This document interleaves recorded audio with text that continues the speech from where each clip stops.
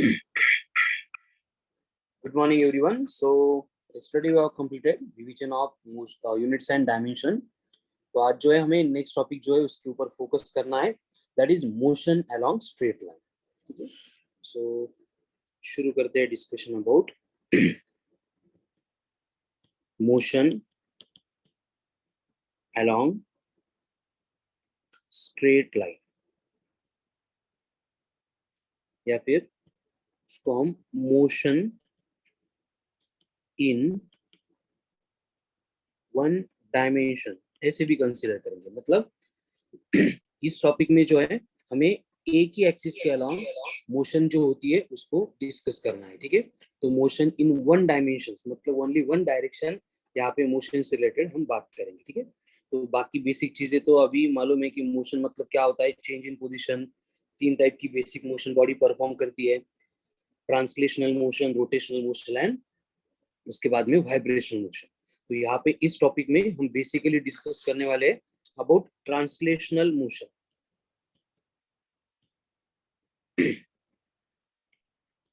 अब ये translational motion में क्या होता है, the motion in which body actually gets translated from one position to another.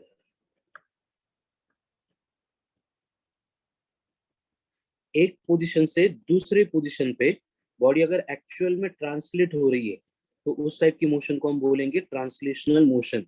यानी कि जितने सारे मोशन के एग्जांपल्स हम सराउंडिंग में देखते हैं वो ऑलमोस्ट ट्रांसलेशनल मोशन ही होती है. जैसे कि अभी घर से निकल के क्लास पे आएंगे मतलब अपनी बॉडी वहां पे ट्रांसलेट होगी, लेकिन जो अभी फैन ऊपर शुरू है उसके मोशन को हम रोटेशनल मोशन कंसीडर नहीं करते, क्योंकि फैन जो है वो एक ही पोजीशन पे है, उसका ट्रांसलेशनल मोशन परफॉर्म नहीं हो रहा है, मतलब वो अपनी पोजीशन चेंज नहीं कर रहा है. ठीक है, तो उस टाइप के मोशन को हम आगे के टॉपिक्स में पढ़ेंगे. इस टॉपिक में हमें जो मोशन पढ़नी है वहां पे बॉडी एक जगह से उठ के दूसरे बॉडी पे ट्रांसलेट होती है. तो इस टाइप के मोशन को पढ़ने के लिए हमने पोजीशन का यूज किया है. पोजीशन इस वर्ड का, तो ये पोजीशन जो है वो एक्सट्रीमली इंपॉर्टेंट क्वांटिटी है इस टॉपिक में. तो पोजीशन मतलब हम डिफाइन करते हैं, पोजीशन मतलब point in the space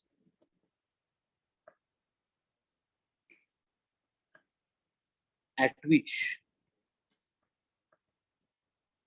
body exists at the given interval of time.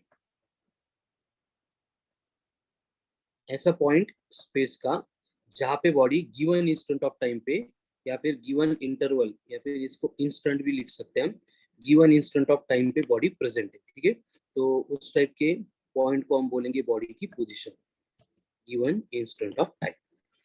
लेकिन क्या होता है कि ये जो पोजीशन होती है वो हमेशा से हमें किसी ना किसी रेफरेंस पॉइंट के या फिर रेफरेंस सिस्टम के रिलेटेड इसको डिफाइन करना पड़ता है. तो हम इसको ऐसे भी डिफाइन कर सकते हैं, position of particle at any time gives the distance of particle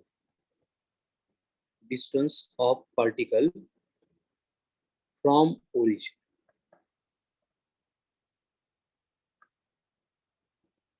with its direction. ठीक है, तो ये वाली जो डेफिनेशन है वो हमें magnitude and direction of displacement, velocity, acceleration calculate करने के लिए हेल्प करेगा. ठीक है, मतलब कि देखो जैसे कोई भी एक पॉइंट है स्पेस में, हम कंसीडर कर रहे हैं कि वो पॉइंट है पी. अब ये पॉइंट अगर पी है तो हमें मालूम है कि इसकी पोजीशन डिफाइन करने के लिए हमें इसके सराउंडिंग में एक ओरिजिन की सिस्टम बनानी पड़ेगी, जिसमें दो कोऑर्डिनेट एक्सिस आएंगे, एक बनेगा एक्स एक्सिस, दूसरा बनेगा वाई एक्सिस. तो ये आ गया ओरिजिन. तो ओरिजिन को अगर पॉइंट पी से अगर हम कनेक्ट कर देंगे तो ये ओपी मतलब बनेगा डिस्टेंस, कि पॉइंट पी की पोजीशन ओ से ओपी इतने डिस्टेंस पे है. एंड वही अगर हम यहाँ पे with respect to X axis इसका एंगल मेजर करेंगे तो हमें यहाँ पे ओपी वेक्टर मतलब इस पोजीशन वेक्टर की डायरेक्शन कि वो एक्चुअल में ओरिजिन से किस डायरेक्शन में लोकेटेड है, ये दोनों इंफॉर्मेशन यहाँ पे मिलती है। इसका मतलब पोजीशन जो हम यहाँ पे यूज करेंगे बेसिकली ये बन जाएगी वेक्टर क्वांटिटी। वेक्टर क्वांटिटी, क्योंकि इसको डिफाइन करने के लिए मैग्नीट्यूड के साथ साथ हमें डायरेक्शन की भी रिक्वायर्ड होती है। ठीक है, तो इस तरह से एक बार पोजीशन आ गई तो आगे की सारी टर्म्स हम विथ रिस्पेक्ट टू पोजीशन ही डिफाइन करने वाले हैं। ठीक है, जैसे पोजीशन के बाद में नेक्स्ट क्वांटिटी या फिर नेक्स्ट टर्म हम यहाँ पे डिफाइन करेंगे, दैट इज डिस्टेंस। अभी डिस्टेंस मतलब क्या होता है, देखो डिस्टेंस मतलब होता है actual path length,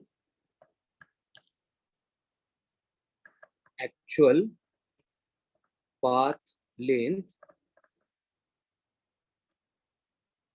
covered by the body during its course of motion।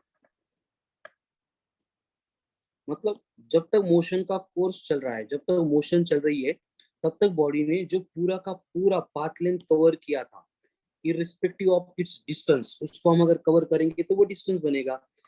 जैसे कि बॉडी इनिशियली पी से निकल के क्यू के ऊपर आ गई, क्यू से निकल के आर के ऊपर आ गई, आर से निकल के एस के ऊपर आ गई, एस से निकल के टी के ऊपर आ गई।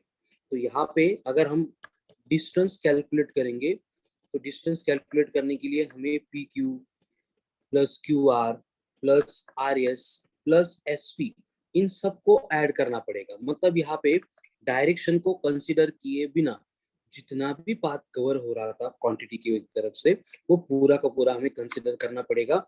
इसलिए ये जो डिस्टेंस रहेगा ये बनेगी स्केलर क्वांटिटी। डिस्टेंस मतलब क्या है, स्केलर क्वांटिटी। इसको हमने डिफाइन किया था actual path length covered by the body, मतलब पूरी की पूरी पाथ लेंथ हमें इसमें कंसिडर करनी पड़ती है। इसका जो एस आई यूनिट है वो होता है मीटर। अब यहाँ पे आपको याद रखना है कि डिस्टेंस की जो वैल्यू है ये ऑलवेज इंक्रीज होगा, डायरेक्शन के ऊपर डिपेंड नहीं है, मतलब ऑलवेज इंक्रीज होगा, इसका डिक्रीज होने का कोई पार्ट ही नहीं होता। ठीक है, कहीं पे भी जाने तो बॉडी को, बॉडी का जो डिस्टेंस रहेगा वो इंक्रीज होता रहेगा। अब डिस्टेंस के सिमिलर और एक क्वांटिटी हमें रिक्वायर्ड होती है जो हर बार डिस्टेंस के साथ में आएगी, दैट इज डिस्प्लेसमेंट। अब ये डिस्प्लेसमेंट जो है डिस्टेंस के सिमिलर है लेकिन हम यहाँ पे डायरेक्शन को कंसिडर करते हैं। ठीक है, एंड डिस्प्लेसमेंट को डिफाइन करने के लिए हम यहाँ पे यूज करते हैं शॉर्टेस्ट पाथ, या फिर इसको डिफाइन करेंगे shortest distance between final and initial position of the body. यानी कि हमें बॉडी कहाँ पे गई थी, किस पाथ के अलोंग ट्रैवल कर रही थी, कुछ लेना देना नहीं है, हमें बस इनिशियल एंड फाइनल पोजीशन अगर मिल गई हम उन दोनों को कनेक्ट करेंगे with the help of one straight line. And एक स्ट्रेट लाइन से कनेक्ट करने के बाद वहां पे हमें क्या मिलेगा, बेसिकली जो भी बॉडी का डिस्प्लेसमेंट रहेगा वो मिलेगा। ठीक है, यानी कि यहाँ पे हम डायरेक्शन को कंसिडर करेंगे। जैसे ऊपर का एग्जांपल था, बॉडी पी से निकल के क्यू के ऊपर गई, क्यू से निकल के आर के ऊपर, आर से निकल के एस के ऊपर, एस से निकल के टी के ऊपर।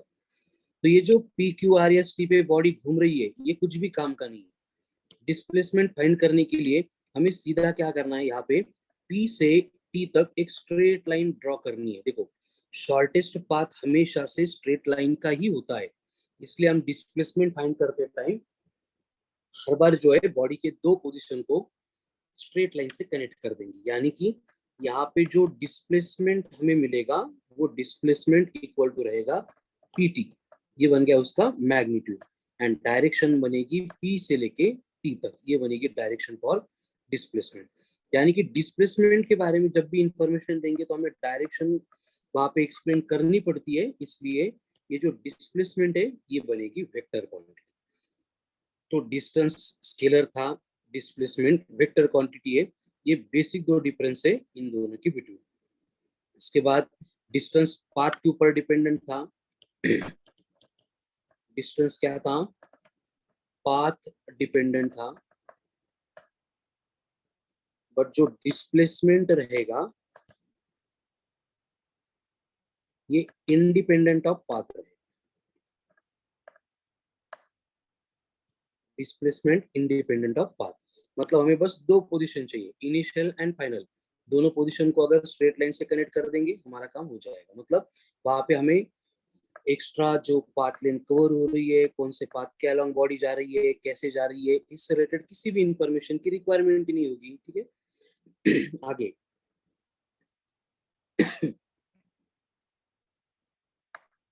डिस्टेंस एंड डिस्प्लेसमेंट, इनका बेसिक इंट्रोडक्शन होने के बाद देखो आगे कुछ कंपैरिजन के पॉइंट हमें यहाँ पे डिस्कस करने। जैसे कि पहले हो गया कि डिस्टेंस स्केलर है, डिस्प्लेसमेंट वेक्टर है। दोनों के बिटवीन में कंडीशन क्या होती है कि जो डिस्टेंस होता है वो ऑलवेज ग्रेटर देन और इक्वल टू होता है डिस्प्लेसमेंट। यानी डिस्प्लेसमेंट डिस्टेंस से कभी भी बड़ा नहीं हो सकता। मैक्सिमम केस है कि दोनों इक्वल हो सकते हैं, अदरवाइज हर एक केस में डिस्टेंस ग्रेटर रहेगा। और डिस्टेंस एंड डिस्प्लेसमेंट ये दोनों भी क्वांटिटी इक्वल हो रही है, ऐसा एक ही केस में पॉसिबल है। कब? If body is not changing its direction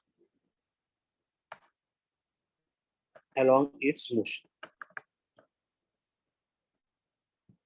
अगर बॉडी मोशन परफॉर्म करते टाइम अपनी डायरेक्शन चेंज नहीं कर रही है, मतलब स्ट्रेट लाइन में एक ही पाथ के अलॉन्ग ट्रैवल कर रही है, तो उस केस में डिस्टेंस एंड डिस्प्लेसमेंट इनका मैग्नीट्यूड क्या होता है? सेम होता है। जैसे कि एज्यूम करो बॉडी पी से निकल के बॉडी क्यू पर आ गई, और पी से लेके क्यू तक आते टाइम बॉडी ने अपनी डायरेक्शन को चेंज ही नहीं किया, तो इस केस में जो डिस्टेंस रहेगा वही डिस्प्लेसमेंट रहेगा, यानी ये बनेगा पी क्यू। एंड यही हमारे टॉपिक की कंसेप्ट रहेगी। इसलिए मेनी टाइम्स क्वेश्चन में डिस्टेंस बोलेंगे, डिस्प्लेसमेंट बोलेंगे, उससे कुछ ज्यादा डिफरेंस नहीं आएगा, क्योंकि मैक्सिमम एग्जांपल्स रहेंगे जहां पे बॉडी अपनी डायरेक्शन चेंज किए बिना मोशन परफॉर्म करेगी। ठीक है ये कंपैरिजन के पॉइंट आपको याद रखना है डिस्टेंस एंड डिस्प्लेसमेंट के बारे में। ठीक है, अब यहाँ पे और कुछ पॉइंट्स है जो हमें आगे क्वेश्चन सॉल्व करने के लिए हेल्प करेंगे। कि जैसे distance never be negative, question solve कर रहे वहां पे आंसर आ रहा है तो हम करेक्शन कर सकते हैं। डिस्टेंस नेवर बी निगेटिव, ये जो डिस्टेंस होता है ये निगेटिव नहीं हो सकता, ये तो पॉजिटिव रहेगा, मैक्सिमम केस से जीरो हो सकता है। बट डिस्प्लेसमेंट डायरेक्शन के ऊपर डिपेंडेंट है, इसलिए displacement may be positive, zero और निगेटिव। डिस्प्लेसमेंट कुछ भी हो सकता है, पॉजिटिव हो सकता है, जीरो हो सकता है, निगेटिव हो सकता है, उसमें कोई मतलब ऐसी कंडीशन नहीं है।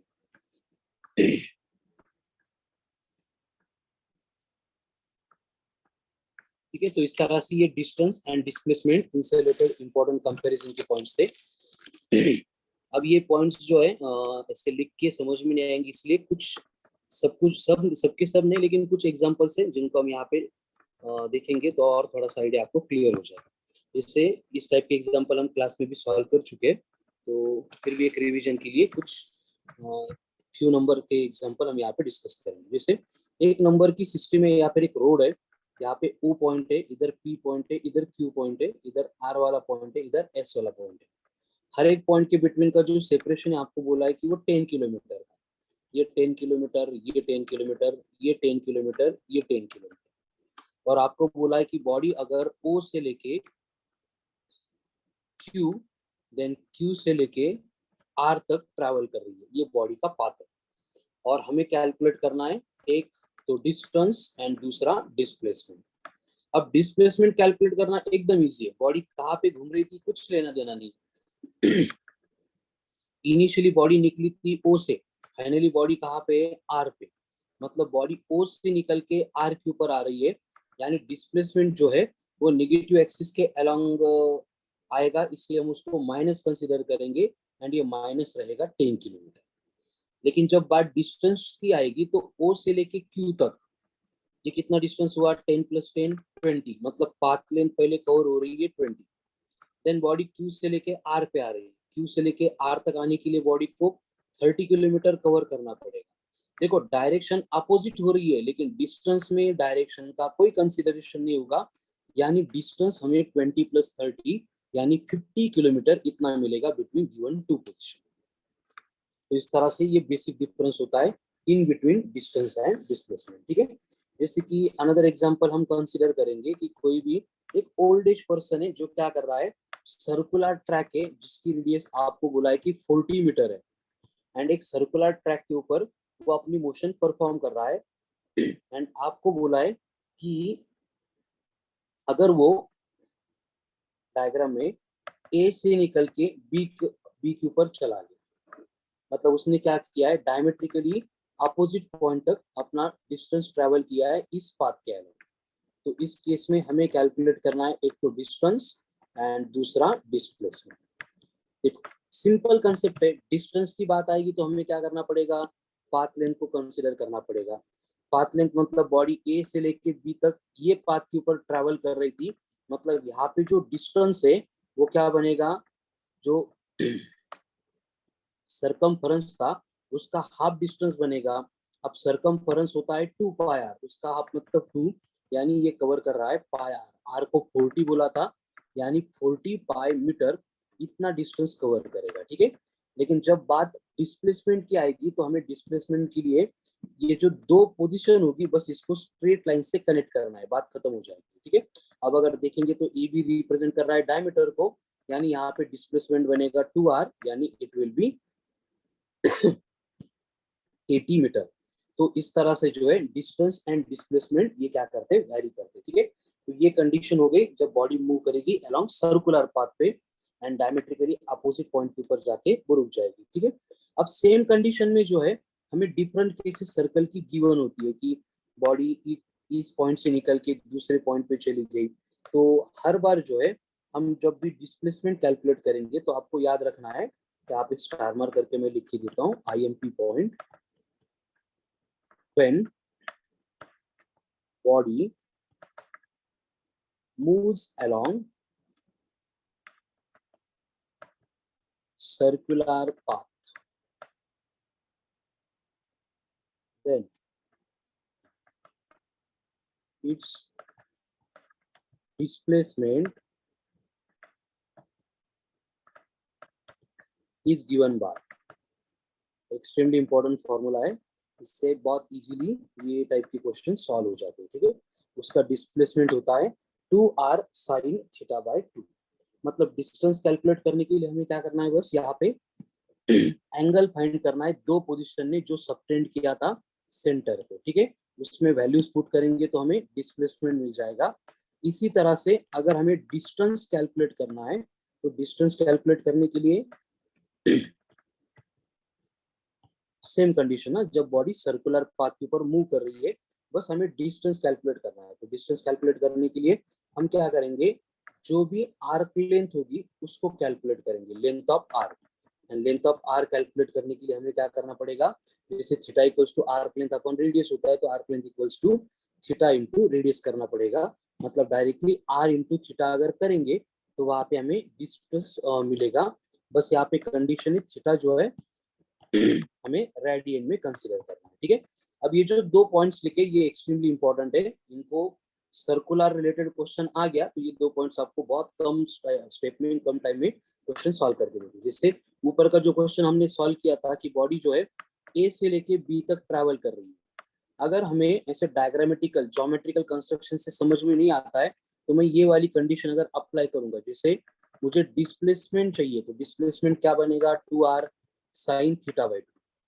अब यहाँ पे थीटा इक्वल्स टू कितना है, 180 डिग्री है। देखो ए एंड बी इन दोनों के बिटवीन का एंगल एक लाइन बन गई, मतलब 180 डिग्री हो गया। अब 180/2 मतलब होता है 90 एंड साइन 90 इक्वल्स टू होता है 1, इसलिए मुझे डिस्प्लेसमेंट मिलेगा twice of R. Same way अगर मुझे डिस्टेंस कैलकुलेट करना है तो डिस्टेंस के लिए मैंने लिखा है आर इंटू थीटा करना पड़ेगा, आर इंटू थीटा।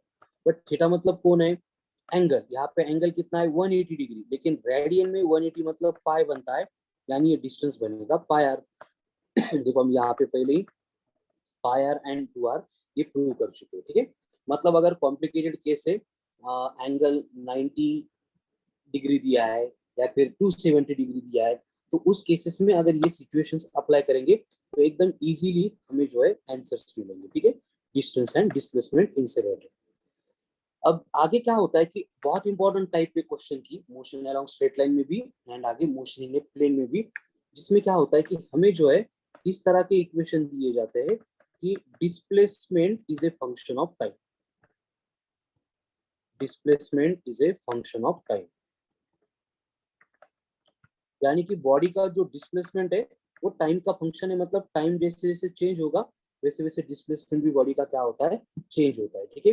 तो उस केस में वेरियस कंडीशन हमें अप्लाई करके क्वेश्चन सॉल्व करने होते हैं। तो सिंपली क्या होगा, देखो जैसे कि आपको कोई भी एक इक्वेशन दिया है कि x equals to T square minus 6t plus 8, ये डिस्प्लेसमेंट का इक्वेशन। तो इसका मतलब क्या होगा कि जब टाइम 0 है तब बॉडी का जो डिस्प्लेसमेंट है x वो कितना आएगा, 8 आएगा। जब टाइम 1 है तो बॉडी का डिस्प्लेसमेंट कितना आएगा, 1 माइनस 6 मतलब -5 प्लस 8 यानी 3 आएगा। यानी कि जैसे जैसे टाइम चेंज होता जा रहा है वैसे वैसे डिस्प्लेसमेंट क्या हो रहा है, चेंज हो रहा है। एंड इसी सिचुएशन में हम कंसिडर करते हैं कि डिस्प्लेसमेंट जो है वो टाइम का फंक्शन है। तो ये हो गई इसकी इनिशियल पोजीशन। देखो कभी भी अगर इनिशियल की बात करेंगे इस टॉपिक में मोशन अलोंग स्ट्रेट लाइन में, तो उनको इनडायरेक्टली बोलना होता है कि टाइम 0 पुट करके आपको जो कैलकुलेट करना है वो कैलकुलेट करो, ठीक है।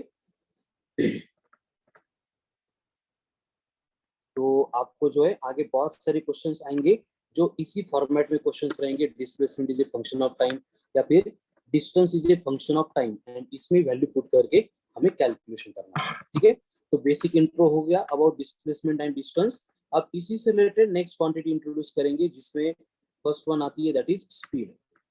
तो स्पीड जो होती है ये रिलेटेड टू डिस्टेंस है, जैसे आगे वेलोसिटी भी पढ़ेंगे तो वो डिस्प्लेसमेंट रिलेटेड है, ठीक है। तो हम यहाँ पे स्पीड को डिफाइन करेंगे distance covered per unit time, distance covered per unit time, ये बनेगी स्पीड। यानी कि बॉडी जो भी डिस्टेंस कवर कर रही है पर यूनिट टाइम, उसको अगर टाइम से डिवाइड करेंगे तो हमें यहाँ पे स्पीड मिलेगी। इसका नोटेशन एज यूजुअल v होगा, v इक्वल्स टू बनेगा x अपॉन टी, यूनिट होगा मीटर पर सेकंड। डिस्टेंस स्केलर है, टाइम स्केलर है, तो इसका वेक्टर होने का कोई चांस ही नहीं है, मतलब ये भी क्या बनेगी, डिस्टेंस के सिमिलर स्केलर क्वांटिटी, ठीक है। अब यहाँ पे जो स्पीड है इन जनरल हमें एक ही स्पीड लगती है बाकी पूरे सिलेबस में, बस इस टॉपिक में जो है स्पीड में डिफरेंट डिफरेंट केसेस से रिलेटेड क्वेश्चंस आते हैं, इसलिए आईएमपी पॉइंट आता है related to speed, that is types of speed. अब आगे हम वेलोसिटी पढ़ेंगे तो वहां पे जैसे टाइप्स ऑफ स्पीड आ रही है वैसे टाइप्स ऑफ वेलोसिटी भी आएगी।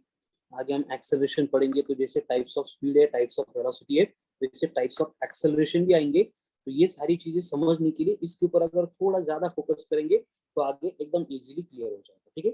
तो फर्स्ट वन आती है यूनिफॉर्म स्पीड, यूनिफॉर्म स्पीड।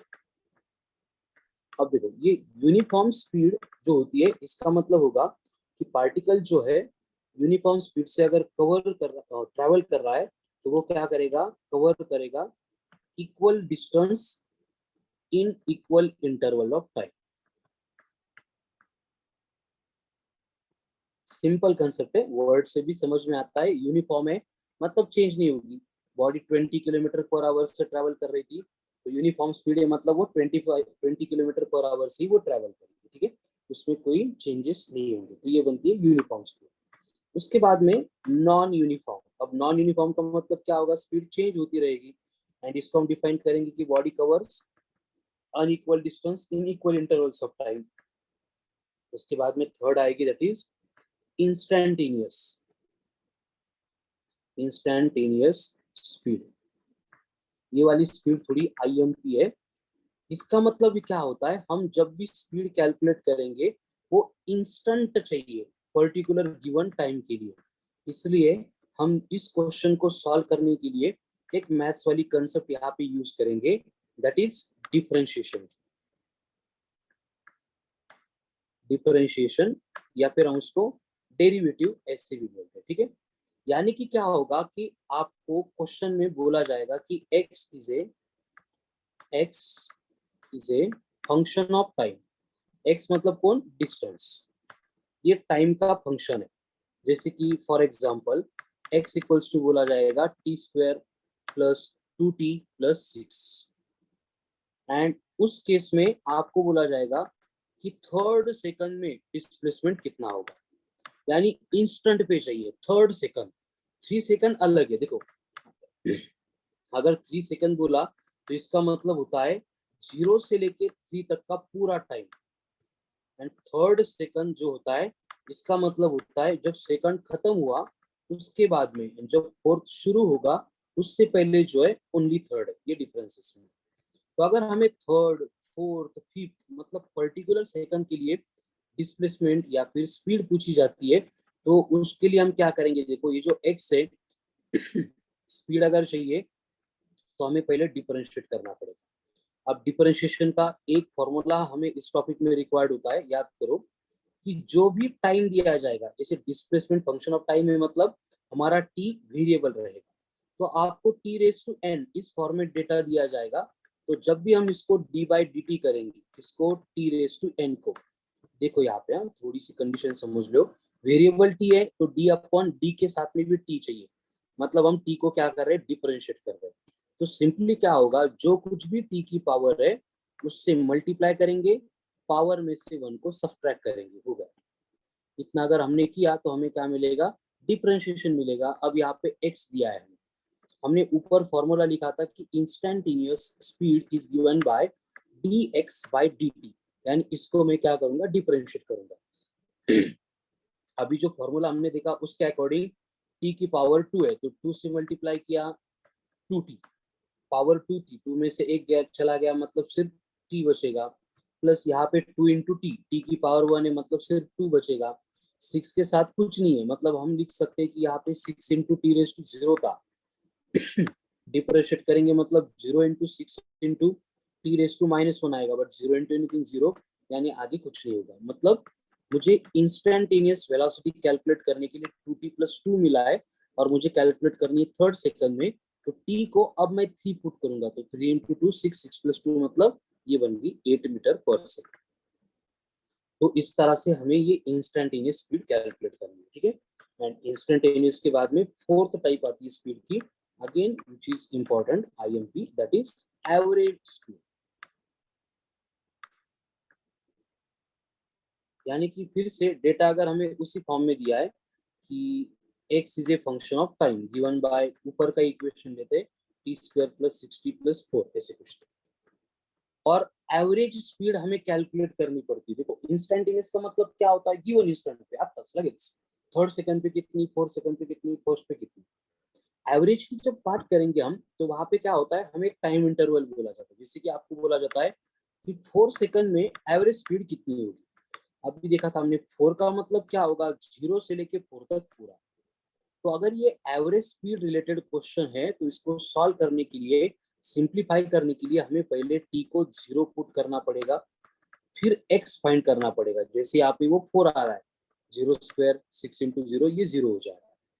बाद में हमें t को 4 पुट करना पड़ेगा एंड x फाइंड करना पड़ेगा। अब देखो 4 स्क्वायर 16, 6 इंटू 4 24 प्लस 4, यानी ये आ रहा है कितना, 30 40 44, ये आ रहा है 44।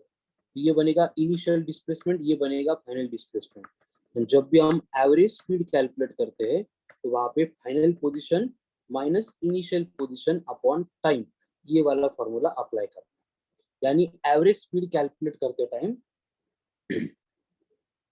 हम कोई भी डिफरेंशिएशन यहाँ पे नहीं करेंगे, सिर्फ t1 की वैल्यू पुट करेंगे x1 मिलेगा, t2 की वैल्यू पुट करेंगे x2 मिलेगा, ठीक है।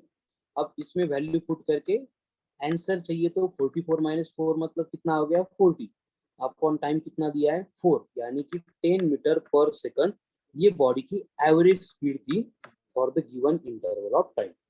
तो इस तरह से जो है टाइप्स ऑफ स्पीड होते हैं, जिसमें इंस्टेंटेनियस एंड एवरेज दो इंपॉर्टेंट है। इंस्टेंटेनियस में मालूम है आपको क्या करना पड़ता है, डिफरेंशिएट करके टाइम पुट करना पड़ता है, लेकिन एवरेज में क्या करना है, t1 पुट करना है, x1 कैलकुलेट करना है, t2 पुट करना है, फिर x2 कैलकुलेट करना है, ठीक है। अब इसी पॉइंट से रिलेटेड एक IMP पॉइंट आता है जिसमें हमें क्या करना पड़ता है, डिस्टेंस फाइंड करना पड़ता है। To find distance travelled when speed is given as function of time. मतलब अब उल्टा आना है, उल्टा आना यानी देखो अब तक हम क्या कर रहे थे, हमें गिवन रहता था टाइम एंड डिस्टेंस, उसके ऊपर से हम कैलकुलेट करते थे स्पीड को।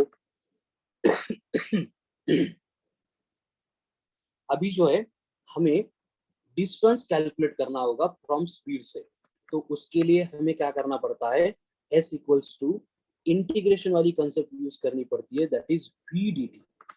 टाइम इंटरवल रहेगा फ्रॉम t1 से लेके t2 तक।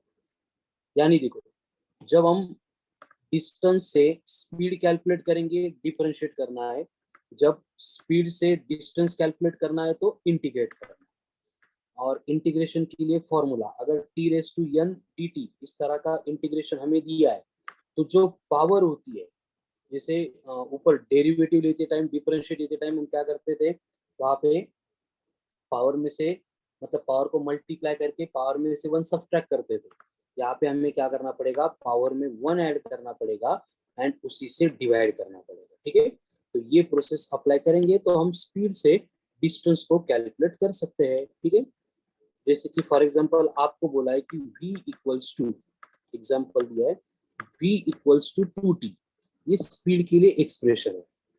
और हमें क्या करना है, अभी डिस्टेंस कैलकुलेट करना है जो t सेकंड में बॉडी कवर करे। अब हमें मालूम है कि स्पीड से डिस्टेंस निकालना यानी s equals to integration of v dt करना। अब v की वैल्यू कितनी है 2t, यानी s इक्वल्स टू बनेगा integration of 2t into dt। Integration के लिए हमने देखा कि 2 तो कांस्टेंट है, उसका कुछ नहीं होगा। t की जो पावर है अभी के लिए 1 है, उसमें 1 ऐड करेंगे तो ये t स्क्वायर बनेगा, उसी से डिवाइड करेंगे, 2 2 कैंसिल हो जाएगा, यानी डिस्टेंस के लिए एक्सप्रेशन मिल गया हमें एज t स्क्वायर। ठीक है, तो इस तरह से अगर हमें फ्रॉम स्पीड डिस्टेंस कैलकुलेट करना है तो ये कंडीशन अप्लाई करनी पड़ेगी। ठीक है, ये सब बातें कब एप्लीकेबल है, जब हमें बोला जाएगा कि डिस्प्लेसमेंट सॉरी डिस्टेंस या फिर स्पीड फंक्शन ऑफ टाइम है तब। अब इसके बाद में जो एवरेज स्पीड है उससे रिलेटेड और IMP पॉइंट हमें यहाँ पे डिस्कस करने हैं। एवरेज स्पीड, अब ये एवरेज स्पीड में जो है ऊपर एक टाइप के क्वेश्चन हमने देखे कि जिसमें x is a function of time बोलेंगे, एक्स t1 t2 देंगे और उसके ऊपर से हम एवरेज स्पीड कैलकुलेट करेंगे। उसके साथ यहाँ पे क्या होता है, कुछ क्वेश्चन के टाइप ऐसे होते हैं कि हमें क्वेश्चन में बोला जाता है कि जैसे बॉडी ए से लेके बी तक ट्रैवल कर रही है, देन बी से लेके सी तक ट्रैवल कर रही है। ए से लेके बी तक जो डिस्टेंस है उसको s1 बोला है और इसको बॉडी ट्रैवल कर रही है विद स्पीड v1। बी से लेके सी तक जो डिस्टेंस है वो s2 दिया है एंड इसको बॉडी ट्रैवल कर रही है विद स्पीड v2। तो इस केस में हमें क्या करनी है, एवरेज स्पीड कैलकुलेट करनी है। तो एकदम ध्यान से सुनो, एक ही सिंपल प्रोसेस है, इस टाइप के हर एक क्वेश्चन में अप्लाई करनी है। यहाँ पे मैंने 2 इंटरवल दिए, जैसे 20 भी इंटरवल देंगे तो उससे फर्क नहीं पड़ेगा, सेम कंडीशन अप्लाई करेंगे तो यू विल गेट एकदम इजी वे से आंसर। क्या होता है कि एवरेज स्पीड का फॉर्मूला वही होगा, total distance covered per unit total time, इसमें कोई वेरिएशन नहीं होगा। अब अगर ऊपर के कंडीशन में देखेंगे तो यहाँ पे जो टोटल डिस्टेंस हमें दिया है, टोटल डिस्टेंस कितना दिया है, यहाँ पे s1 यहाँ पे s2, मतलब टोटल डिस्टेंस बना है s1 प्लस s2। बट हमें एवरेज स्पीड कैलकुलेट करने के लिए टोटल टाइम रिक्वायर्ड होता है, वो टाइम दिया नहीं। तो हमें क्या करना पड़ता है, गिवन कंडीशन में से टाइम को कैलकुलेट करना पड़ता है। कैसे, देखो v1 इक्वल्स टू, उसका फॉर्मूला क्या बनेगा, s1 बाई t1, यानी कि मुझे t1 यहाँ से मिल रहा है s1 अपॉन v1। उसी तरह से अगर मैं v2 के लिए फॉर्मूला अप्लाई करूंगा तो v2 बनेगा s2 by t2, therefore I will get t2 as s2 by v2। यानी कि देखो पहला डिस्टेंस कवर करने के लिए टाइम t1, इतना डिस्टेंस कवर करने के लिए टाइम t2, मेरे पास टाइम आ गए, यानी कि अभी मैं टोटल टाइम फाइंड कर सकता हूँ बाय t1 प्लस t2। अब देखो मेरे पास टोटल डिस्टेंस भी आ गया, टोटल टाइम भी आ गया। Now I can calculate average speed. कौन सा फॉर्मूला? एक ही फॉर्मूला रहेगा इस टाइप के क्वेश्चन में, that is total distance covered upon total time. तो यहाँ पे टोटल डिस्टेंस कितना है? S1 by S2, sorry S1 plus S2। Total time T1 plus T2 है, लेकिन इनकी वैल्यू पुट करेंगे तो S1 bye V1 plus S2 bye V2। ये दो इंटरवल थी इसलिए दोनों के लिए एप्लीकेबल है। मैंने बोला कि ऐसे 20 भी देंगे, हम सेम कंडीशन में अगर डेटा पुट करेंगे तो हमें आंसर्स मिलते जाएंगे। ठीक है। ये कब? अगर हमें यहाँ पे डिस्टेंस एंड स्पीड के फॉर्म में डेटा देंगे तो। अभी यहाँ पे जैसे जैसे केसेस चेंज होगी वैसे वैसे जो डेटा हमें दिया जाता है वो भी चेंज होगा। जैसे कि फॉर एग्जांपल हमें बोला जा रहा है कि बॉडी जो है वो डिस्टेंस कवर कर रही है, और उसके डिस्टेंस कवर करने के लिए पहले बोला है कि एग्जांपल एग्जांपल के साथ साथ ये IMP पॉइंट भी लिख लो और इसको लर्न करना है। ठीक है। बॉडी क्या कर रही है? हाफ डिस्टेंस कवर कर रही है with speed V1 and remaining half distance cover कर रही है विद स्पीड V2। तो उस केस में हमें चाहिए एवरेज स्पीड। तो अगर इस तरह की कंडीशन दी है तो ऊपर जो प्रोसेस थी उसी प्रोसेस से हम एग्जांपल सॉल्व करेंगे तो हमें एवरेज स्पीड का एक्सप्रेशन मिलता है 2v1 v2 upon v1 plus v2। मतलब अगर हमें डिस्टेंस हाफ करके देंगे और v1 v2 दोनों स्पीड दी जाएगी तो average speed is given bye 2v1 v2 upon v1 plus v2। अभी अगेन इसकी similar next next point with star mark. Distance की जगह पे अगर हमें बोला जा रहा है कि बॉडी जो है हाफ टाइम के लिए कवर कर रही है with speed v1 and body travels कर रही है with for remaining half time with speed v2। तो उस केस में अगर हमें एवरेज स्पीड कैलकुलेट करनी है तो ये बनेगा v1 प्लस v2 अपॉन 2। ये दो कंडीशन है, इसको लर्न कर लो आप। इसको छोड़ के जो वेरिएशंस आते हैं उसको लर्न करने नहीं रहेंगे, आप उसको सॉल्व करेंगे। सॉल्व कैसे करेंगे? जो प्रोसेस मैंने पहले एक्सप्लेन की थी उसमें डेटा पुट करेंगे तो इजीली एकदम हमें जो है वो आंसर मिल जाएगा। ठीक है। तो ये दो cases in general many times use होती है, इसलिए इनको थोड़ा सा ध्यान देंगे तो हमारा टाइम से होगा। नहीं भी प्रिपेयर करेंगे तो भी अगर बाय प्रोसेस करेंगे तो आंसर मिल जाएगा, तो उसमें कोई मतलब बहुत बड़ा इशू नहीं है, बिग डील नहीं है। ठीक है। अब इसी टाइप के केसेस में क्या होता है, और एक केस आती है जिसमें हमें एवरेज स्पीड फाइंड करनी पड़ती है।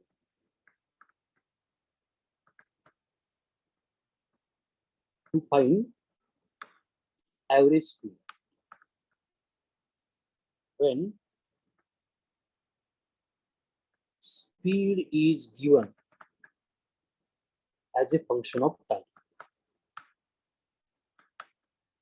ठीक है। इस पॉइंट को थोड़ा सा ध्यान देके देखो, लिटिल बिट कंफ्यूजिंग है। कि बोला क्या है, हमें स्पीड ही दी जाती है एंड स्पीड के ऊपर से हमें स्पीड ही फाइंड करनी है, लेकिन स्पीड कौन सी फाइंड करनी है? एवरेज स्पीड फाइंड करनी है। तो इसके लिए हमें क्या करना पड़ता है? फर्स्ट स्टेप में फर्स्ट स्टेप में जो स्पीड गिवन थी उसके ऊपर से एवरेज डिस्टेंस कितना कवर होगा वो कैलकुलेट करना पड़ता है बाय इंटीग्रेटिंग v dt। ये इंटीग्रेशन हो गया तो उसके बाद में सेकंड स्टेप में फिर हम कैलकुलेट करते हैं एवरेज स्पीड को average distance upon average time से। यानी कि यहाँ पे ये जो एवरेज स्पीड बनेगी फ्रॉम गिवन स्पीड, उसके लिए हमें क्या करना है? बस v dt स्पीड को इंटीग्रेट करना है फ्रॉम 0 से लेके t तक डिवाइडेड बाय t, जितना भी टाइम दिया था उससे डिवाइड करना है। तो इस तरह की केसेस में जहाँ पे स्पीड के ऊपर से स्पीड कैलकुलेट करना है हम कंफ्यूज होते हैं, बट ज्यादा वहाँ पे थिंक नहीं करना है। v को इंटीग्रेट करना एंड उसी को टाइम से डिवाइड करना, बस खत्म हो गया। ठीक है। You will get the answer.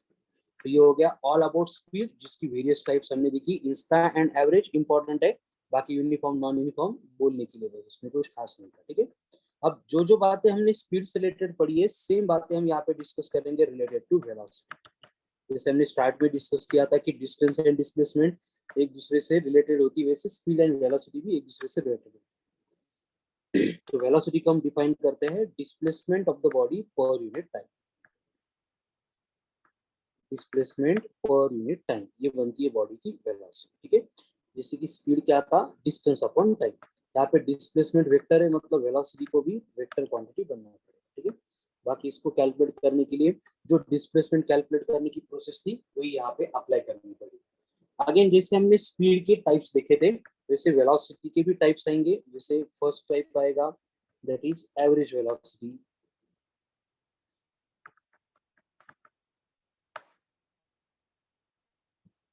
अब एवरेज वेलोसिटी मतलब v average is equals to total displacement upon total time.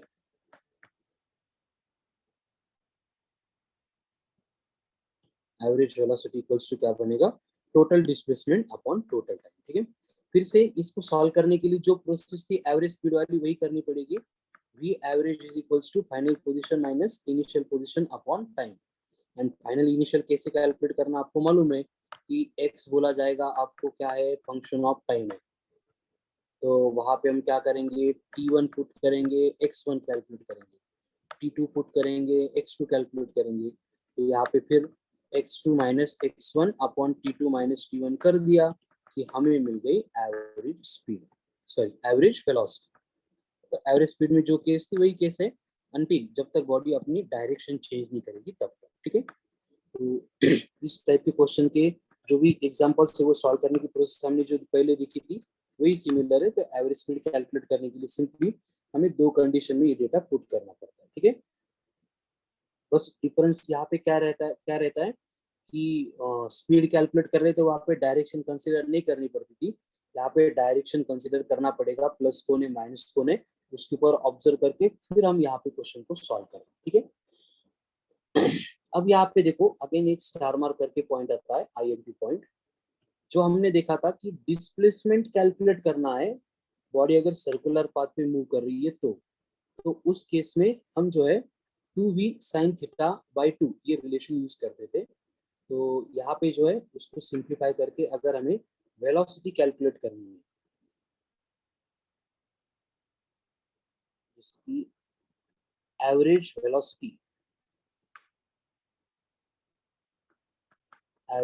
Velocity of particle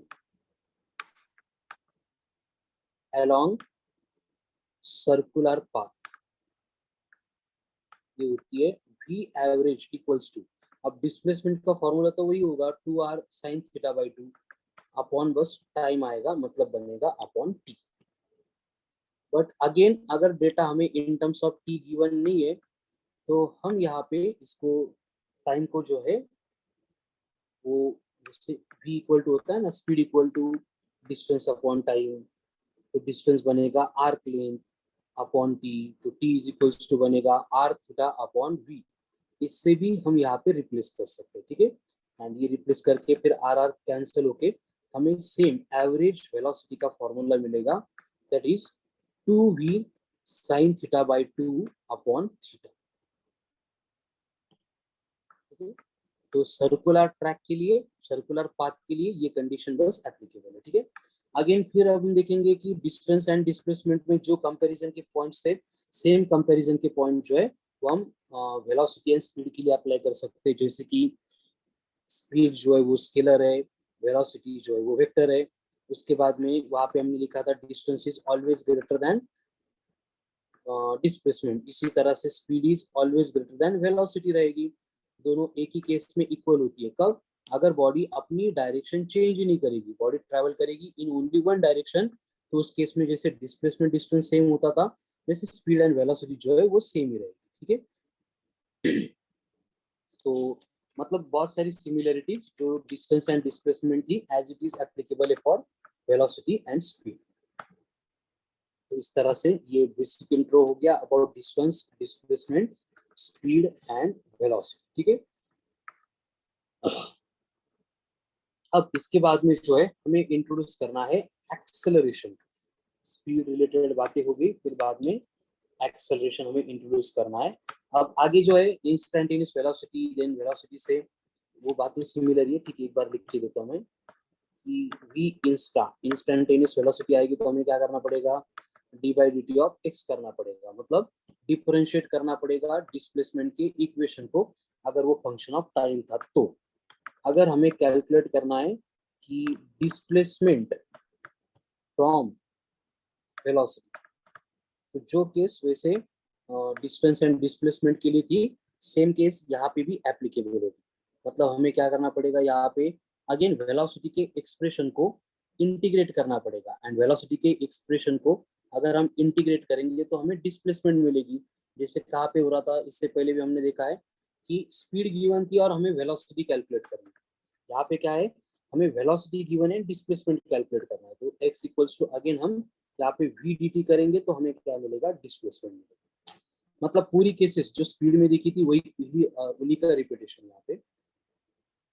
उसके बाद में अगर कंडीशन है कि हमें एक IMP पॉइंट है, ठीक है, इसको थोड़ा ध्यान से देख लो कि अगर हमें बोला गया है कि डिस्टेंस कैलकुलेट करना है या फिर डिस्प्लेसमेंट कैलकुलेट करना है, इफ पार्टिकल या फिर body stops and reverse the direction, मतलब बॉडी ने मोशन परफॉर्म करते टाइम एक डायरेक्शन नहीं फॉलो की है, ठीक है, एंड यही एक केस अलग है। जैसे कि बॉडी यहाँ से ए से निकली थी, जा रही थी, बीच में रुक गई, वापस आ गई, इस तरह की कंडीशन होती है। तो क्या करना है, ये थोड़ा सा इंपॉर्टेंट पॉइंट है, तो इसको थोड़ा और ध्यान देते हैं। क्या होता है जनरली, हमें मालूम है कि डिस्प्लेसमेंट अगर हमें कैलकुलेट करना है जहाँ पे हमें वेलोसिटी गिवन है, तो हम क्या करते हैं, वहां पे x इज इक्वल्स टू करते हैं इंटीग्रेशन ऑफ 0 से लेके t v dt, ये एक्सप्रेशन ऊपर ही देखा। अगर हम यहाँ पे कंसीडर करेंगे कि if particle stops at t0, particle अगर मोशन परफॉर्म करते टाइम t0 इतने टाइम के बाद रुक रहा है एंड बाद में रिवर्स हो रहा है, रिवर्स कर रहा है अपनी direction, reverse its direction of motion, then तो उस केस में जो बॉडी ने डिस्टेंस कवर किया होता है वो कैलकुलेट करने के लिए हमें यहाँ पे मैग्नीट्यूड मतलब डायरेक्शन नहीं लेंगे, डिस्प्लेसमेंट टिल टी नॉट, यानी जब तक बॉडी स्टॉप नहीं होती है, टी नॉट का टाइम इंटरवल कंप्लीट नहीं होता है, तब तक का डिस्प्लेसमेंट लेना है, प्लस अगेन डायरेक्शन कंसीडर किए बिना, मतलब मॉड लेना है displacement till completion of time T, ठीक है। यानी देखो, बॉडी यहाँ से यहाँ तक जा रही थी टी नॉट टाइम में, एंड ये वापस आ रही थी टी इतने टाइम में, तो दोनों टाइम में बॉडी का जो डिस्प्लेसमेंट हुआ था वो दोनों डिस्प्लेसमेंट को विदाउट कंसिडरिंग द डायरेक्शन में डायरेक्ट ऐड करना है, इसलिए टू कैलकुलेट डिस्टेंस, ठीक है। यानी कि डिस्टेंस यहाँ पे अगर हम कैलकुलेट करेंगे तो ये बनेगा डायरेक्टली इंटीग्रेशन फ्रॉम 0 से लेके T naught V D T plus integration from T naught से लेके टी तक वी डी टी, दोनों की डायरेक्शन कंसिडर नहीं करेंगे, मतलब कोई माइनस भी आ रहा है तो उसको हमें प्लस ही लेना है, यानी यहाँ पे डिस्टेंस में वहाँ पे प्लस माइनस का कोई इंट्रोडक्शन नहीं होता है। तो ये फॉर्मूला अप्लाई करेंगे तो हमें यहाँ पे डिस्टेंस मिलेगा, ठीक है। एंड डिस्प्लेसमेंट के लिए तो कोई कंडीशन है ही नहीं, एज इट इज जो डिस्प्लेसमेंट होता है वो तो इनिशियल एंड फाइनल पोजिशन के बिटवीन ही मिलता है, तो ये कंडीशन यूजफुल है, एप्लीकेबल है only to find distance. And और एक पॉइंट इससे रिलेटेड, टाइम ऑफ स्टॉप या फिर time of stopping of body अगर हमें फाइंड करना है तो उसके लिए हमें क्या करना पड़ेगा, v को 0 बनाना पड़ेगा, क्योंकि बॉडी रुक रही है मतलब बॉडी की वेलोसिटी 0 हो रही है, इसलिए बॉडी की वेलोसिटी 0 होगी, उसका टाइम अगर मिल गया तो हम बोल सकते हैं कि उस टाइम के बाद में बॉडी रुक गई, ठीक है। इसका एक एग्जांपल कर रहे हैं, मतलब आपको और थोड़ा क्लियर हो जाए। जैसे आपको बोला है कि पार्टिकल मूव कर रहा है अलोंग स्ट्रेट लाइन और उसकी वेलोसिटी आपको गिवन है v इक्वल्स टू t-2। अब यहाँ पे v वेलोसिटी है, t टाइम है, और हमें फाइंड करना है number 1 displacement in 4 second, body का जो डिस्प्लेसमेंट है वो 4 सेकंड में हमें कैलकुलेट करना है, ठीक है। तो कंडीशन तो हमें मालूम है कि अगर हमें डिस्प्लेसमेंट चाहिए फ्रॉम वेलोसिटीज तो हम इसको इंटीग्रेट करते हैं वी डी टी।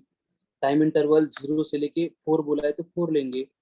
अब यहाँ पे x इक्वल्स टू v का इंटीग्रेशन क्या बनेगा, देखो t का इंटीग्रेशन क्या होगा, पावर में 1 ऐड करके डिवाइड करेंगे t स्क्वायर बाई 2, एंड 2 का इंटीग्रेशन क्या होगा 2t, लिमिट इसकी 0 से लेके 4 तक। अब ये लिमिट कैसे पुट करेंगे, upper limit minus lower limit. पहले t को 4 बोलेंगे, 4 स्क्वायर 16, 16 बाई 2 मतलब 8, 2 इंटू 4 मतलब 8, माइनस 0, यानी कि डिस्प्लेसमेंट क्या हो रहा है 0 हो रहा है, यानी कि 4 सेकंड के बाद में बॉडी जहां से निकली थी उसी पोजीशन के ऊपर वापस आ गई है। ठीक है, तो इस तरह से हम क्या करेंगे, displacement of the body calculate करेंगे। सेम एग्जांपल में अगर हमें बोला है कि डिस्टेंस कैलकुलेट करो, तो डिस्टेंस कैलकुलेट करने के लिए हमें पहले देखना पड़ेगा कि बॉडी रुकती कब है, रेस्ट में कब आती है। इसलिए मैं v को 0 पुट करूंगा, यानी t minus two equal to 0 हो जाएगा, तो t इक्वल्स टू 2 मिल गया, यानी इतने टाइम इंटरवल के बाद में बॉडी स्टॉप होने वाली है। फिर हमें डिस्टेंस का फॉर्मूला मालूम है क्या करना है, हमें डिस्टेंस के लिए इंटीग्रेट करना है 0 से लेके t नॉट तक। t नॉट मतलब यहाँ पे 2 है, v dt को बाद में इंटीग्रेट करना है फ्रॉम टी नॉट से लेके टी तक। टी नॉट 2 है, टी मतलब 4 है, यानी वी डी टी।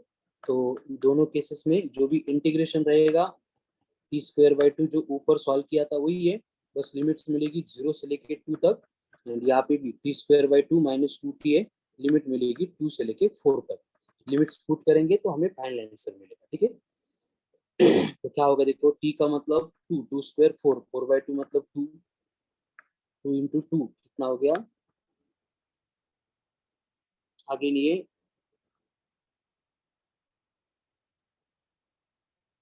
2 इंटू 2 कितना हो गया 4 हो गया। ठीक है, उसके बाद में सॉरी 2 माइनस 4 हो गया, माइनस 0 मतलब ये कुछ नहीं आएगा, प्लस यहाँ पे टी स्क्वायर मतलब 4, 4 बाई 2 मतलब ये 8 हो गया, माइनस 8 इंटू 2 कितना है 8, मतलब ये 0 हो गया, माइनस लोअर लिमिट पुट करेंगे तो टी स्क्वायर बाई 2 मतलब 4 by 2 that is 2, minus 2 into 4 मतलब माइनस 4, मतलब यहाँ पे माइनस 2 आ रहा है, यहाँ पे माइनस 2 आ रहा है, यहाँ पे ये कितना है 2 माइनस 4 आ रहा है, ये तो 0 ही था, 2 माइनस 4 मतलब ये भी माइनस 2 आ रहा है। तो मैंने बोला इनका मॉड लेना है, तो -2 -2 मतलब ये बनेगा 4 मीटर। मतलब बॉडी का डिस्प्लेसमेंट 0 है, लेकिन बॉडी ने जो डिस्टेंस कवर किया था वो 4 मीटर है, मतलब दोनों अलग है। ठीक है, प्रोसेस क्या है, डिस्प्लेसमेंट डायरेक्ट फाइंड करेंगे, उसमें कुछ भी अलग से प्रोसेस फॉलो नहीं करनी है, बट डिस्टेंस फाइंड करने के लिए v को 0 से इक्वेट करेंगे, फिर पहले इंटीग्रेट करने के लिए 0 से लेके टाइम ऑफ स्टॉपिंग, दूसरे इंटीग्रेशन के लिए टाइम ऑफ स्टॉपिंग से लेके फाइनल टाइम जो भी दिया है उसमें हमें पुट करना है। ठीक है, तो ये प्रोसेस अगर फॉलो करेंगे तो बॉडी ने अपनी डायरेक्शन रिवर्स कर ली तो भी हमें हमें जो है बेसिक जो इंफॉर्मेशन रिक्वायर्ड थी वो मिल जाएगी। ठीक है, तो अभी टॉपिक का सबसे इंपॉर्टेंट पॉइंट इंट्रोड्यूस करना है, दैट इज एक्सेलरेशन। अभी एक्सेलरेशन मतलब क्या होता है,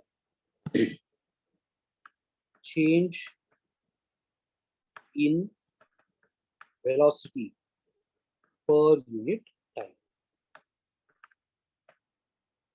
बॉडी की जो है वेलोसिटी चेंज होती है, तो उस वेलोसिटी में होने वाला चेंज पर यूनिट टाइम उसको हम कंसीडर करेंगे एज एक्सेलरेशन। तो ये एक्सेलरेशन का फॉर्मूला रहेगा final velocity minus initial velocity upon time in general expression.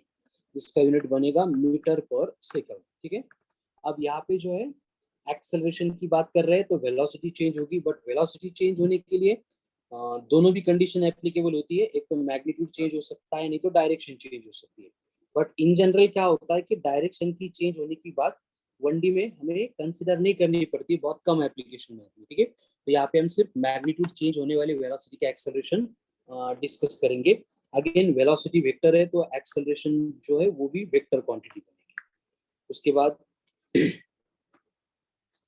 अगर यहाँ पे वेलोसिटी इंक्रीज होती है, वेलोसिटी अगर इंक्रीज होती है तो उस टाइप के एक्सेलरेशन को हम एक्सेलरेशन ही बोलेंगे। लेकिन अगर वेलोसिटी जो है बॉडी की वो अगर कम होने लग जाए, मतलब डिक्रीज होती है, तो उसको हम रिटार्डेशन बोलते हैं या फिर डिसेलरेशन ऐसे बोलते हैं, ठीक है। अब उसके बाद में नेक्स्ट पॉइंट आता है, that is types of acceleration. वही ये जो स्पीड के टाइप, वेलोसिटी के टाइप देखे थे, उसी के सिमिलर एक्सेलरेशन के टाइप है। प्रोसेस भी सेम होगी कैलकुलेट करने की। तो पहले आएगा एवरेज एक्सेलरेशन। उसमें हमें क्या करना पड़ेगा, ए एवरेज कैलकुलेट करने के लिए जो भी v2 minus v1 upon t2 minus t1 करना पड़ेगा।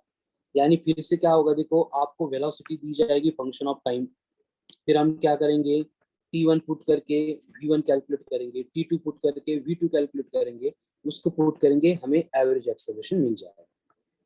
उसके बाद में आता है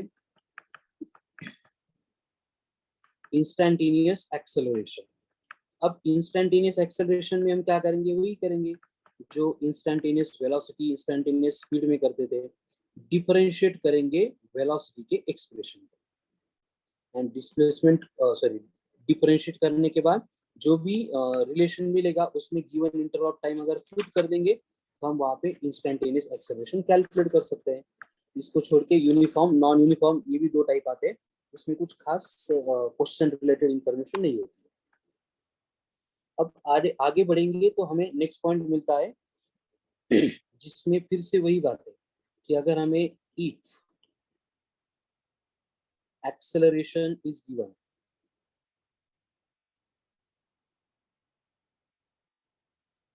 as function of time, then velocity कैसे कैलकुलेट करेंगे, वही सारा बात। जैसे एक्सेलरेशन अगर चाहिए वेलोसिटी से तो हम डिफरेंशिएट करते थे, तो वेलोसिटी अगर चाहिए तो हमें क्या करना पड़ेगा, एक्सेलरेशन को इंटीग्रेट करना पड़ेगा t1 से लेके t2 तक जो भी टाइम इंटरवल दिया है उस टाइम इंटरवल में। मतलब जो स्पीड डिस्टेंस वेलोसिटी डिस्प्लेसमेंट का रिलेशन था, वही रिलेशन वेलोसिटी एंड एक्सेलरेशन का है। मतलब एक्सेलरेशन से वेलोसिटी चाहिए, इंटीग्रेट करो, वेलोसिटी से एक्सेलरेशन चाहिए, डिफरेंशिएट करो, ठीक है। मतलब यहाँ पे स्पीड से रिलेटेड जो पॉइंट हमने पढ़े थे वही सारा रिपीटेशन है, नया कोई भी केस यहाँ पे इंट्रोड्यूस नहीं हो रहा है, ठीक है। अब उसमें और एक पॉइंट की अगर हमें एक्सेलरेशन फाइंड करना, लेकिन यहाँ पे वेलोसिटी जो है वो फंक्शन ऑफ टाइम नहीं है, वो है फंक्शन ऑफ पोजीशन। अब ये क्या बात हो गई, इसका मतलब ये हो जाएगा कि आपको बोलेंगे कि v equal to X square है, या फिर आपको बोलेंगे कि v equal to X square plus 4 है। यानी अभी टाइम का फंक्शन नहीं, किसका फंक्शन है, वेलोसिटी का फंक्शन है। अगेन अब तक के डिस्कशन में से one of the most important point ये भी। तो इस टाइप के क्वेश्चन को सॉल्व करने के लिए हमें क्या है, acceleration equals to v into D we by D x, ये जो सिंप्लीफिकेशन है इसको यूज करना पड़ता है, ठीक है। अब ये इक्वेशन आया कहाँ से, एवरीवन नोस, क्या करना पड़ता है, dv बाई dt होता है a, हम इसको बस dx बाई dx से मल्टीप्लाई करते हैं, इन दोनों को इंटरचेंज करेंगे, एक dx बाई dt v बनेगा, बचेगा dv बाई dx, ठीक है। जैसे कि फॉर एग्जाम्पल हमें बोला है कि v equal to X square, ये फंक्शन गिवन है एंड यहाँ से हमें फाइंड करना है एक्सेलरेशन, इंपॉर्टेंट टाइप का क्वेश्चन है। तो होगा क्या, हमें यहाँ पे a equals to V into D we by D X, इस इक्वेशन में वैल्यूज पुट करनी है। तो v डायरेक्टली गिवन है एक्स स्क्वायर, अगर मैं इस v को d बाई डी एक्स करूंगा तो वेरिएबल x हो गया, मतलब यहाँ पे इसकी पावर से मल्टीप्लाई करके पावर में से 1 सब्ट्रैक्ट करूंगा, यानी ये 2x आएगा, यानी I will get final answer as 2x का क्यूब।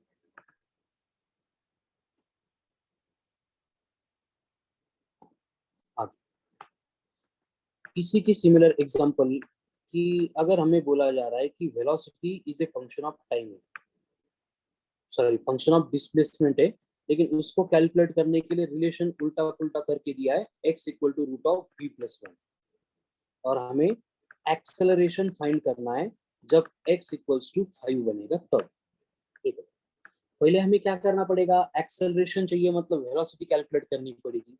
तो इस इक्वेशन से अगर मुझे वेलोसिटी चाहिए तो मैं पहली स्टेप में दोनों साइड में स्क्वायर करूंगा, तो ये बनेगा X square equals to V plus one, यहाँ पे बस रूट चला जाए, यानी मुझे यहाँ पे v मिल गई एक्स स्क्वायर माइनस वन, बस हो गया। यहाँ से आगे का पार्ट आपको मालूम है क्या करना होता है, वो सिंपल है, ठीक है। तो ये सिंप्लीफिकेशन के लिए आपको थोड़ा सा ध्यान देना पड़ेगा कि फंक्शन ऑफ डिस्प्लेसमेंट की जगह पे फंक्शन ऑफ पोजीशन दी जाती है वेलोसिटी, तो तब की केस में हमें ये इक्वेशन यूज करना है, ठीक है।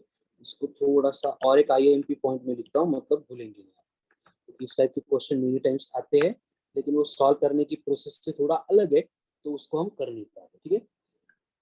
तो अगेन यहाँ पे हमें एक्सेलरेशन चाहिए, एक्सेलरेशन का वही relation v into D we by D X. अब v मतलब कौन है, वही एक्स स्क्वायर माइनस वन। अब डी बाई डी एक्स मतलब इसको हम x के रिस्पेक्ट में डिफरेंशिएट करेंगे, तो ये 2x आएगा, हो गया answer. This will be the acceleration of the body when velocity is given as function of position. Okay. Again next point which is IMP रहेगा, velocity from acceleration as a function of velocity.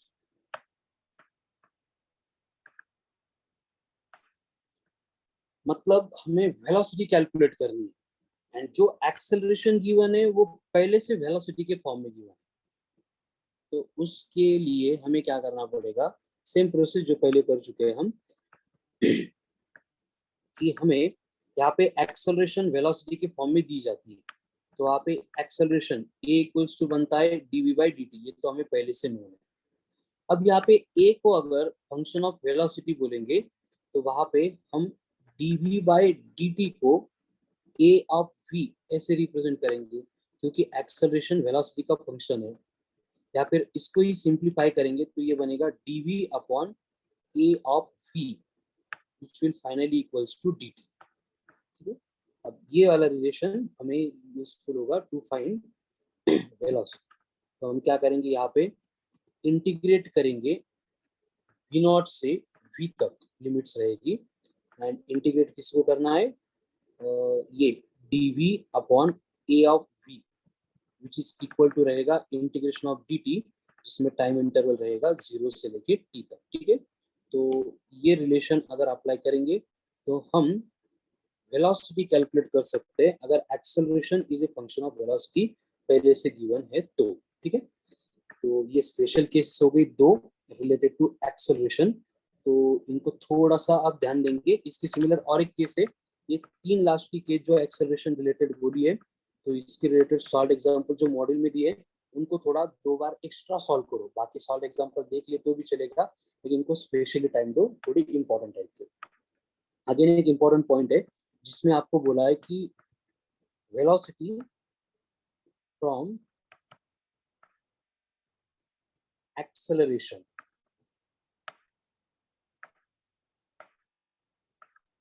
As a function of position, मतलब वही case है, हम velocity calculate करते थे from acceleration, but वो function of time देते थे, अभी फंक्शन किसका दिया है, फंक्शन दिया है हमें पोजीशन। तो सेम वे पूरी प्रोसेस सेम अप्लाई करनी पड़ेगी, ये बनेगा v into D we by D x, ये एक्सेलरेशन हो गया, यानी यहाँ पे v d v equals to बनेगा a डी एक्स। हमें कैलकुलेट करना है यहाँ पे v को, तो दोनों साइड में हम क्या करेंगे, इंटीग्रेट करेंगे, ठीक है। इंटीग्रेट करते टाइम लिमिट्स यहाँ पे v नॉट से लेके v तक रहेगी, तो यहाँ पे x नॉट से लेके x तक रहेगी। अब ये v डी वी का सिंप्लीफिकेशन, इसका इंटीग्रेशन लिमिट्स पुट करके मिलेगा v square minus v naught का square upon two equals to integration of x naught x, ये फंक्शन के ऊपर डिपेंड करेगा, मतलब अननोन रहेगा, यानी v स्क्वायर इक्वल्स टू मिलेगा v नॉट का square plus two into integration of x naught से लेके x तक a dx। ये रिलेशन अगर अप्लाई किया तो टाइम सेव होगा, बहुत अच्छा होगा, लेकिन नहीं याद आ रहा है तो ये प्रोसेस याद करो, ठीक है। ये कब एप्लीकेबल है, जब हमें वेलोसिटी कैलकुलेट करनी है लेकिन एक्सेलरेशन टाइम का फंक्शन नहीं है। एक्सेलरेशन किसका फंक्शन है, acceleration is a function of position, तब की केस में ये एप्लीकेबल रहेगा, ठीक है। तो मैंने बोला कि ये फर्स्ट, ये सेकंड एंड ये थर्ड एक्सेलरेशन रिलेटेड, ये तीन केस एक्सट्रीमली इंपॉर्टेंट है। तो आप जब भी इसकी रिवीजन करेंगे, मॉड्यूल के क्वेश्चन सॉल्व करेंगे, तो ये तीन टाइप के क्वेश्चन जितने भी सॉल्व एग्जांपल है उनको थोड़ा सा एक्स्ट्रा टाइम आप देंगे, 2 या 3 बार इसको सॉल्व करके फिर क्लियर करेंगे, ठीक है। तो ये हो गया basic introduction of displacement, distance, velocity, speed and acceleration. तो आपको क्या करना है, यहाँ पे जो थियोरेटिकल इंपॉर्टेंट जितने भी पॉइंट्स थे मैंने यहाँ पे इंट्रोड्यूस कर दिए, और आपको इससे रिलेटेड जो भी मॉड्यूल में दिए हुए सॉल्व क्वेश्चन से सॉल्व नहीं करना है, देख लेना है। देखो अराउंड 90 क्वेश्चन से जो पार्ट हमने यहाँ तक डिस्कस किया ना, इसमें around 90 question are there which are solve examples. अब सॉल्व एग्जांपल्स मतलब उसको बहुत ज्यादा सीरियस लेंगे आप, क्योंकि सॉल्व एग्जांपल्स में हमें कंसेप्ट मिलती है। ये 90 में से रैंडमली फर्स्ट 3 एग्जांपल है, उसमें से एक ऐसे अगर सॉल्व करेंगे तो आपको 30 क्वेश्चन सॉल्व करने हैं बस। जैसे बाकी के 2 एग्जांपल, जैसे कि फर्स्ट एग्जांपल सॉल्व करेंगे, सेकंड थर्ड देख लेंगे, कुछ अलग लगा तो उसको स्टार मार्क करके सॉल्व करेंगे, नहीं तो स्किप करेंगे। फिर फोर्थ सॉल्व करेंगे डिटेल में, 5 एंड 6 को देख लेंगे, कुछ इंपॉर्टेंट कंसेप्ट लग रही है उसको स्टार मार्क करके लिख लेंगे, नहीं तो उसको भी स्किप करेंगे। इस तरह से 90 में से 30 क्वेश्चंस आपको सॉल्व करने हैं एंड 60 क्वेश्चंस आपको देखने हैं। तो ये पूरा का पूरा वर्क आपको आज के आज ही कंप्लीट करना है। एंड लास्ट में जो एक्सेलरेशन रिलेटेड 3 पॉइंट्स मैंने बोले, इन पॉइंट्स रिलेटेड जो सॉल्व एग्जांपल्स आएंगे उनको each and every example 2 to 3 times solve करो, ठीक है। तो आज का आपका ये पहला टास्क रहेगा, पहले जितनी थ्योरी आप तक पढ़ाई है वो सब प्रिपेयर करना, उसके बाद में सॉल्व एग्जांपल 90 तक ये जो है वो पॉइंट्स क्लियर करना, ठीक है। अगेन सेम पार्ट्स रिलेटेड कुछ एमसीक्यू रहेंगे फ्रॉम वर्कशीट जो हम इवनिंग 4 को सॉल्व करेंगे। अगर पॉसिबल होता है तो इससे रिलेटेड कंसेप्ट एप्लीकेशन हम पहले सॉल्व कर चुके हैं, आप एक बार फिर से सॉल्व करो, ठीक है। देखो आगे का पार्ट जो टॉपिक का उसमें क्या है, kinematical equation, motion under gravity यानी ग्राफ्स, रिलेटिव मोशन। ऐसे सिंपल सिंपल 4 पॉइंट बचे, उनको एक्सप्लेन करने के लिए, कवर अप करने के लिए टाइम नहीं लगता है, लेकिन इससे पहले का जो डेटा है इसके ऊपर क्वेश्चन ज्यादातर आते हैं एंड क्वेश्चन कंफ्यूजिंग होते हैं। इसको अगर प्रॉपर टाइम देंगे तो आगे का पार्ट एकदम सिंपल है, ठीक है। तो इससे रिलेटेड जो वर्क बोला सबको अगर क्लियर है तो उसको स्ट्रिक्टली फॉलो करो। ये जो टॉपिक है मोशन अलोंग स्ट्रेट लाइन, याद रखो इसको आप खुद से रिवाइज करके नहीं कर सकते प्रिपेयर, इसलिए जो मैंने बोला है वो स्ट्रिक्टली आज अगर करेंगे तो एकदम हेल्पफुल रहेगा, ठीक है। अब इसके बाद में basic introduction, displacement, distance, velocity, speed, acceleration in all aspect होने के बाद आगे का पॉइंट हम यहाँ पे कंटिन्यू करेंगे जिसमें आता है यूनिफॉर्मली एक्सेलरेटेड मोशन। अब यूनिफॉर्मली एक्सेलरेटेड मोशन इसका मतलब ये हो रहा है एक्सेलरेशन रहेगा कंपल्सरी, बट वो यूनिफॉर्म रहेगा। यूनिफॉर्म रहेगा मतलब कांस्टेंट रहेगा। एंड इस टाइप के मोशन में जो है हमें काइनेमेटिकल इक्वेशंस मिलते हैं, काइनेमेटिकल इक्वेशंस। एंड इस पॉइंट से रिलेटेड जितने भी क्वेश्चंस आएंगे एंड सॉल्व होंगे वो स्ट्रिक्टली काइनेमेटिकल इक्वेशन से ही होते हैं, इसलिए ये पार्ट एकदम सिंपल है, इसमें ज्यादा एफर्ट्स नहीं लेने पड़ते, ठीक है। अब काइनेमेटिकल इक्वेशंस आपको मालूम है, first one v equal to u plus a t, second one v square equal to u square plus 2as, third one s equals to u t plus half of a t का square. ये तो common हो गए, इनको छोड़ के fourth one displacement in nth second, ये बनेगा u plus a by 2 in bracket 2n-1, ये IMP वाला है। एंड इसी के सिमिलर अगर हमें एवरेज स्पीड या वेलोसिटी कैलकुलेट करनी है तो हम इनिशियल प्लस फाइनल अपॉन 2 कर सकते हैं। एंड एवरेज वेलोसिटी के ऊपर से अगर हमें डिस्टेंस कैलकुलेट करना है तो distance u plus v upon 2 into t ऐसे करके भी हम कैलकुलेट कर सकते हैं, ठीक है। ये हो गया first, second, third important kinematical equation. उसके बाद में ये उससे भी इंपॉर्टेंट, एंड ये जो है वो कभी कभी 2 वेलोसिटीज गिवन है, टाइम गिवन है, एंड हमें अगर डिस्प्लेसमेंट डिस्टेंस कैलकुलेट करना है तो तब की केस में ये यूज करने पड़ेगा, ठीक है। तो ये काइनेमेटिकल इक्वेशंस ये एक्सट्रीमली इंपॉर्टेंट है, बट सिंपल है, आपको ज्यादा टाइम भी नहीं लगेगा, ज्यादा हेडेक भी नहीं होगा इससे रिलेटेड क्वेश्चन सॉल्व करने के लिए, ठीक है। तो यहाँ पे बस आपको याद रखना है कि ये जो इक्वेशन है ये एप्लीकेबल होंगे अगर बॉडी एक्सेलरेटेड मोशन परफॉर्म कर रही है तो, एंड वो भी बॉडी का एक्सेलरेशन अगर यूनिफॉर्म एक्सेलरेशन है, उसमें कोई भी वेरिएबल अगर नहीं है तो उसी केस में ये एप्लीकेबल है। तो काइनेमेटिकल इक्वेशंस आ गए। इससे रिलेटेड क्वेश्चंस तो एकदम सिंपल है, शॉर्ट एग्जांपल आप सॉल्व नहीं भी करेंगे, एक बार देख लेंगे तो भी कोई नहीं है, आपका अच्छे से पूरा पार्ट हो जाएगा। ठीक है, अब इससे रिलेटेड कुछ स्टार मार्क करके पॉइंट है, उसके बाद में मोशन अंडर ग्रेविटी है, उसके भी स्टार मार्क के पॉइंट है, रिलेटिव मोशन है एंड ग्राफ्स है। ठीक है, तो वो सारा पार्ट हम कल के लेक्चर में कंटिन्यू करेंगे।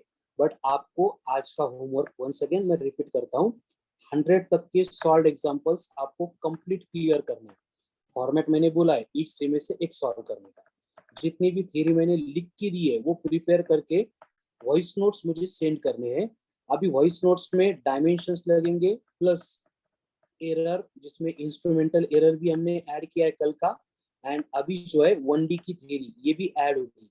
ईच डे आपको ये वॉइस नोट्स में ऐड करते जाना है, सो दैट जब हमारी रिवीजन लेक्चर्स खत्म हो जाएंगे तो लास्ट डे में आपको समझ में आएगा कि फर्स्ट टॉपिक से लास्ट टॉपिक तक सब कुछ आपका प्रिपेयर है, कुछ भी आपको देखने की जरूरत नहीं है। लेकिन अगर फॉलो करेंगे तो, अगर आप एक ही टॉपिक के वॉइस नोट सेंड करते जाएंगे तो क्या होगा, मागचा टॉपिक पुढं पाठ मागं सरसपाट तो आपण विसरून जाणार है। ठीक है, तो उसमें से अभी और एक कंडीशन है 1D, ये 3 टॉपिक आएंगे आगे, 1D 2D एंड NLM। इस टॉपिक का जो मैं रेगुलर फॉर्मेट बोलता हूँ कि इनका वेटेज जो है इनके सिलेबस के कंटेंट से बहुत कम है, लेकिन फिर भी इनकी कंसेप्ट हमें क्लियर हो गई तो बाकी सिलेबस में इसका बहुत एडवांटेज मिलता है, इसलिए हम इनको स्किप नहीं करेंगे, प्रिपेयर करेंगे। लेकिन बाकी टॉपिक्स को जितना एकदम पूरा each and every point prepare करते हैं, 1D 2D NLM में जितना इंपॉर्टेंट लगता है बस उसके ऊपर हम फोकस करने वाले। ठीक है, तो हो गया क्लियर। तो I am expecting voice notes till tonight. जो लोग सेंड नहीं कर रहे जल्दी से सेंड करना शुरू करो, वॉइस नोट सेंड करेंगे तो ही आपको ये रिवीजन लेक्चर के एडवांटेजेस मिलेंगे। ठीक है, तो बाकी के कुछ लोगों के लेक्चर से एट 6 AM, तो उनको रेडी होना है। So we'll wait, we'll finish our lecture here. Have a nice day.